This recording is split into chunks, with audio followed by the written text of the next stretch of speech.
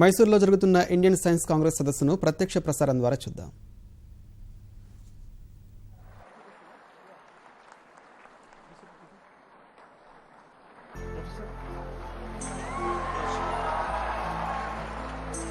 Professor Sergei Heroche, Nobel laureate from France, 2010 Nobel laureate for physics of India, to address the gathering.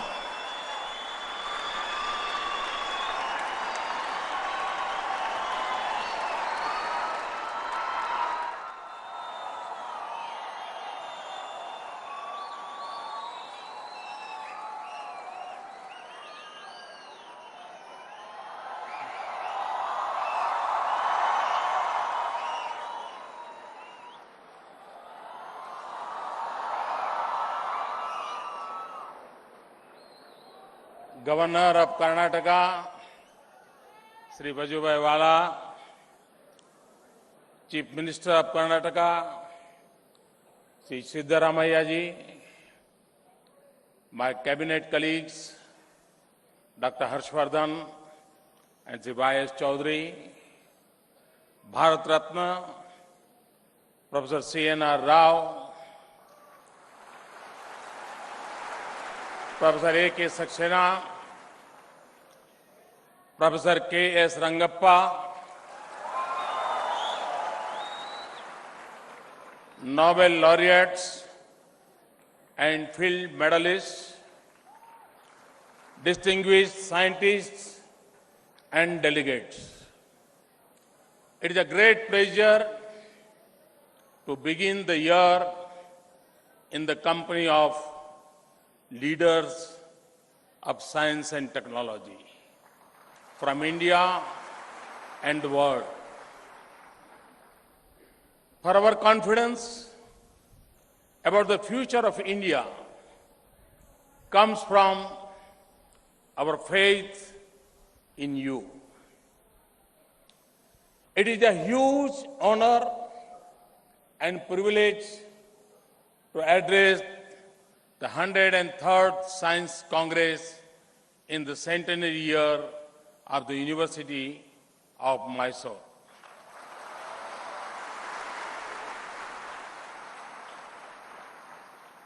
Some of the tallest leaders of India have passed through the doors of this respected institution. The great philosopher and India's second president, Dr. Radhakrishnan, and Bharat Ratna, Professor C.N.R. Rao, are among them. The history of the Science Congress and the University of Mysore began around the same time. It was the time for a new awakening in India. It sought not just freedom, but also human advancement in India. It wanted not just an independent India, but an India that could stand independently.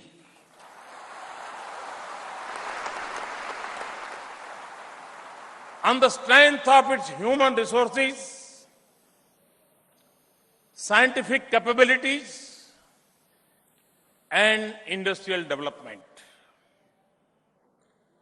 This university is a testimony to the vision of a great generation of Indians. Now, we have launched yet another revolution of empowerment and opportunities in India. And we are once again turning to our scientists and innovators to realize our goals of human welfare and economic development. The world has progressed because of human instinct to inquire and explore for knowledge, but also to address human challenges. No one reflected this spirit more than late President Dr. APJ Abdul Kalam.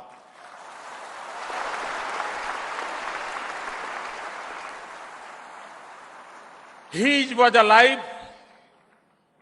for outstanding scientific achievements, and his was the heart of a boundless compassion and concern for humanity. For him, the highest purpose of science was the transformation of the life of the weak, the underprivileged, and the youth. And his life mission was a self-reliant and a self-assured India that was strong and cared for its people. Your theme for this Congress is a fitting tribute to his vision. And it is leaders like Professor Rao and President Kalam and scientists like you who have placed India at the forefront of science and technology in many areas. Our success spans from the core of the tiny atom to the vast frontier of space. We have enhanced food and health security, and we have given hope for a better life to others in the world.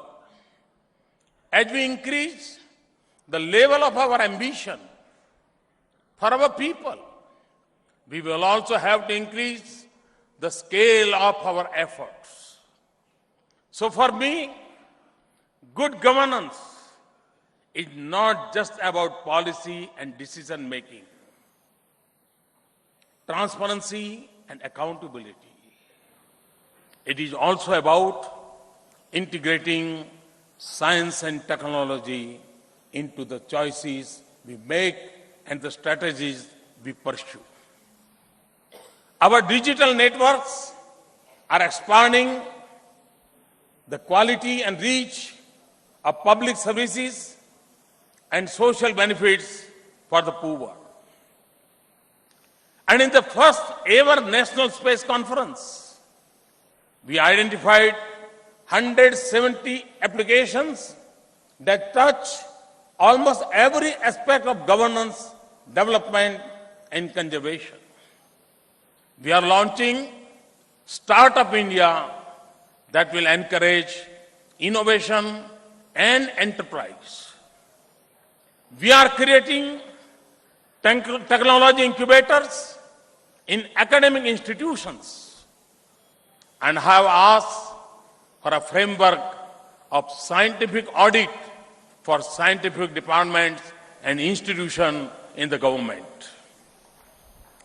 It is with the same spirit of cooperative federalism that is shaping center-state relations in every area that I am encouraging greater scientific collaboration between central and state institutions and agencies.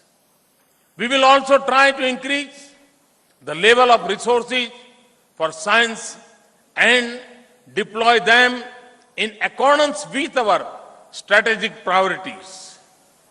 We will make it easier to do science and research in India, improve science administration, and expand the supply and improve the quality of science education and research in India. At the same time, innovation must not be just the goal of our science. Innovation must also drive the scientific process. Frugal innovation and crowdsourcing are examples of efficient and effective scientific enterprise. And innovation in approach is not just the obligation of the government, but also the responsibility of the private sector and academia.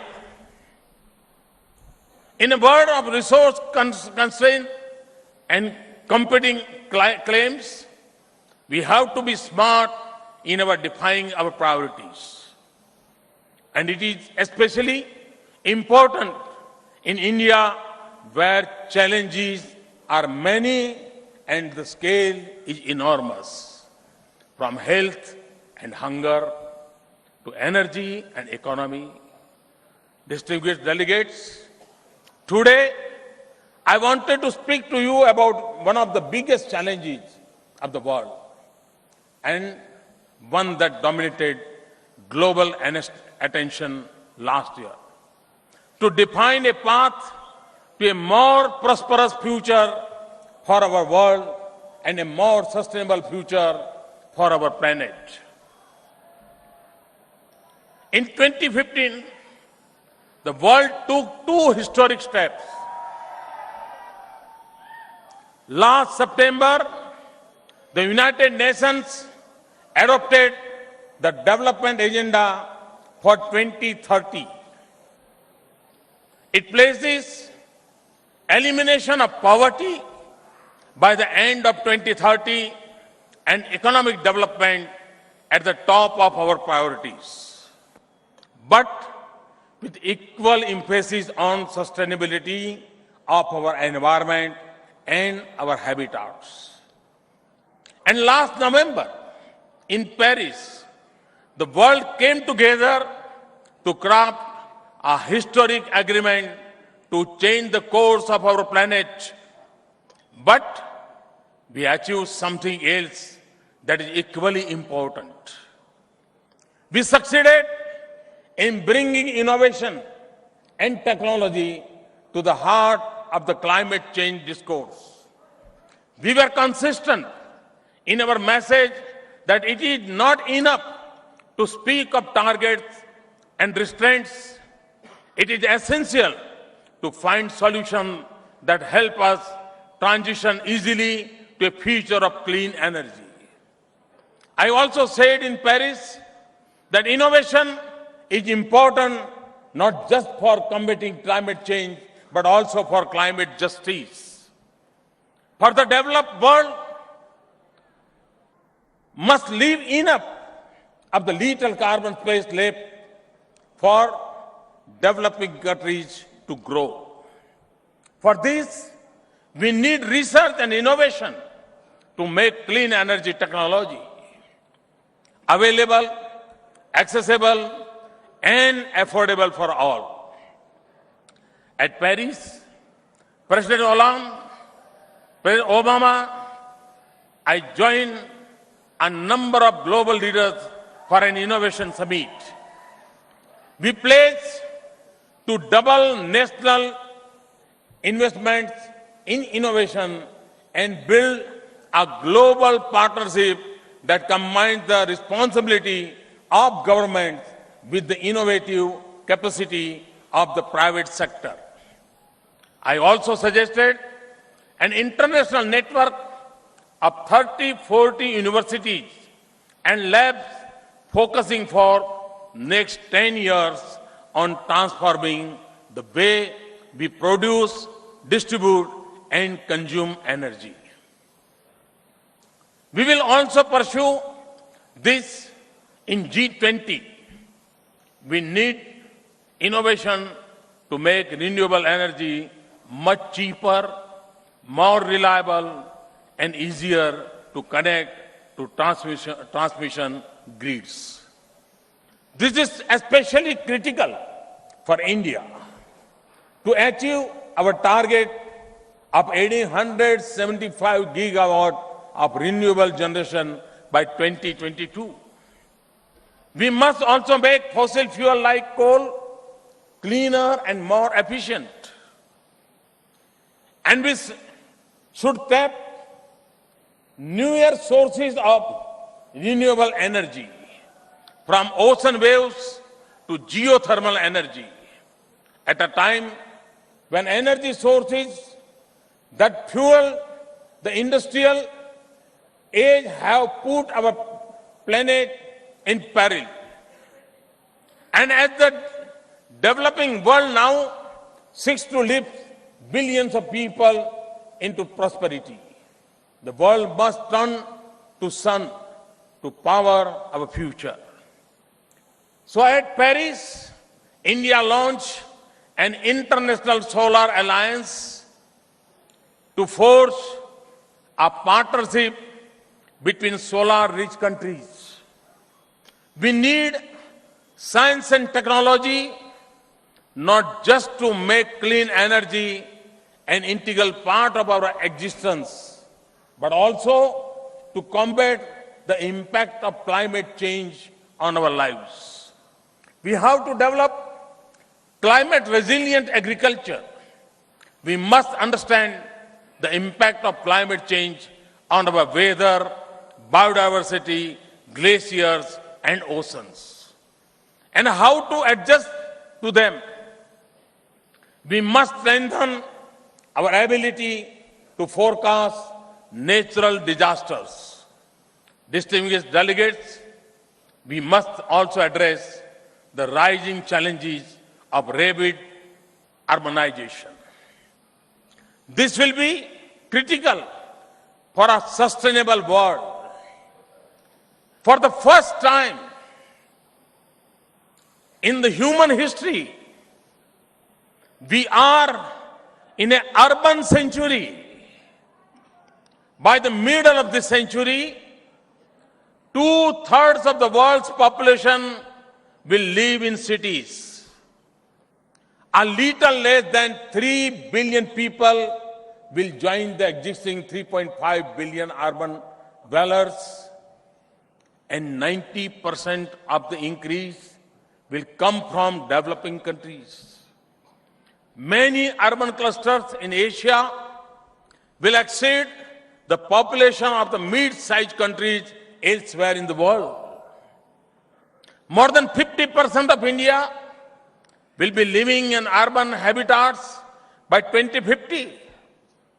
And by 2025, India may already have more than 10% of the global urban population.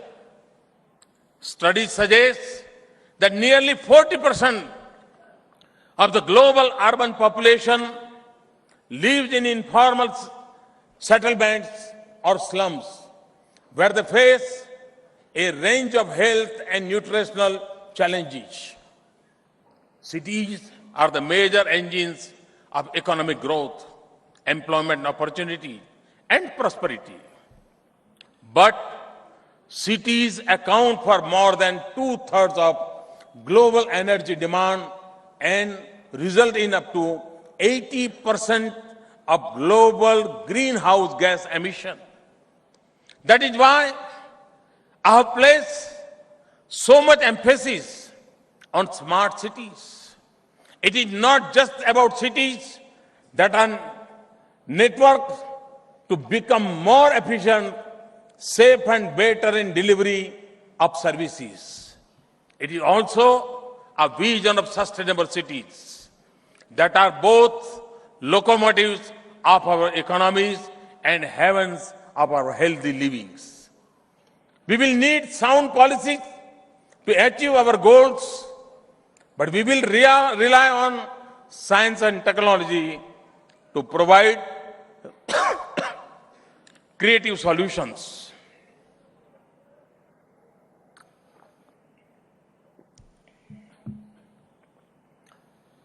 We must develop better scientific tools to improve city planning with sensitivity to local ecology and heritage, and reduce the demand for transportation, improve mobility, and reduce congestion. Much of our urban infrastructure is yet to be built. We must maximize the use of local material with scientific improvements and then make building more energy efficient. We have to find affordable and practical solutions for solid waste management. converting waste into building material and energy, and recycling wastewater. Urban agriculture and ecology should get more attention. And our children must breathe cleaner city air. And we need solutions that are comprehensive and rooted in science and innovation. We need your inputs to make our cities more immune to the consequences of natural disaster and our homes more resilient. This is also mean making retrofit of our buildings affordable.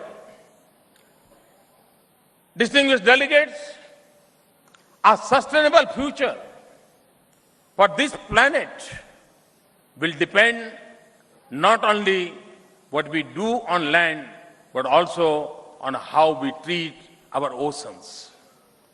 Oceans occupy more than 70% of our planet, and over 40% of humanity and 60% of the world's largest cities are found within 100 kilometers of the coast. We are at the cusp of a new era where oceans will become important drivers of our economies. Their sustainable use can bring prosperity and give us clean energy, new medicines, and food security beyond just fisheries. That is why I refer to the small island states as the large ocean states. Ocean is critical to India's future too. With over 1,300 islands, a 7,500 kilometer coastline, and 2.4 million square kilometers of exclusive economic zone. That is why in the past year, we have increased our focus on ocean or blue economy. We will raise the level of our scientific efforts in marine science. We will set up an advanced center of research in marine biology and biotechnology and establish a network of coastal and island research stations in India and abroad.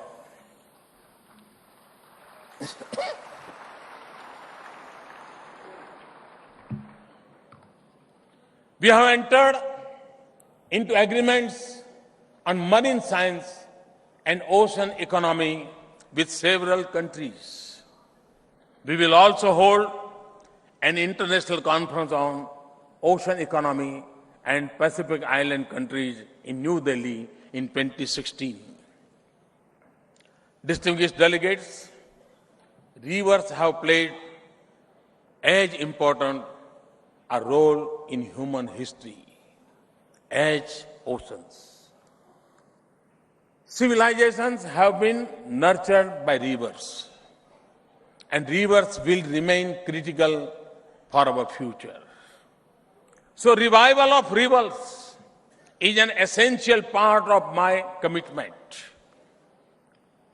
For a cleaner and healthier future for our society, economic opportunities for our people, and renewal of our heritage, we need regulations, policy, investments, and management to achieve our objective. But we will succeed only when we integrate technology, engineering, and innovation into our efforts. Not just to clean our rivers now, but to keep them healthy in the future as well. For this, we also need scientific understanding of the impact of urbanization, farming, industrialization, and groundwater use and contamination on the river ecosystem. River is the soul of nature. The renewable must be an element of a larger effort to sustain nature. In India, we see humanity as a part of nature, not outside or superior to it, and divinity manifested in nature's diverse forms. So, conservation is rooted in the natural instincts of our culture and tradition, and in our commitment to the future. India has a rich heritage of ecological knowledge. We have scientific institutions and human resources to mount concentrated national action on conservation of nature that is rooted firmly in scientific studies and methods.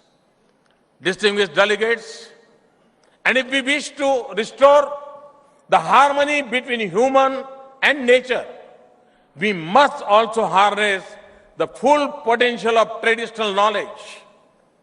Societies across the world have developed the enormous wealth through wisdom gathered over the ages, and they hold the secrets to economic, efficient, and environment-friendly solution to many of our problems. But today, they are at risk of extinction in our globalized world. Like traditional knowledge, science has also evolved through human experiences and exploration of nature. So we must recognize that science, as we see it, does not constitute the only form of empirical knowledge about the world. And we must bridge the distance between traditional knowledge and modern science so that we can craft local and more sustainable solutions for our challenges. So in agriculture, even as we seek to make our farms yield more, reduce the intensity of our water use, or increase the nutrient content of our farm output, we should also integrate traditional techniques, local practices, and organic farming to make our agriculture less resource intensive and more resilient. And in the area of health, modern medicines have transformed healthcare. But we must also use scientific techniques and methods to drill deeper into traditional medicines and practices like yoga for more holistic lifestyle. And change our paradigm from treatment to wellness. This is especially important in dealing with growing challenge of the lifestyle